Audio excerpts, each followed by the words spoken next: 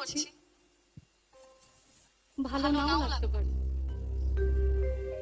যদি ভালো না লাগে সুন্দর হাত তুলে বলবেন যে এটা শুনবো না কৌশলে, আমি সঙ্গে সঙ্গে গান চেঞ্জ করে দেবো। কিন্তু যদি ভালো লাগে তাহলে জোরে একটা হাত তালি করবে।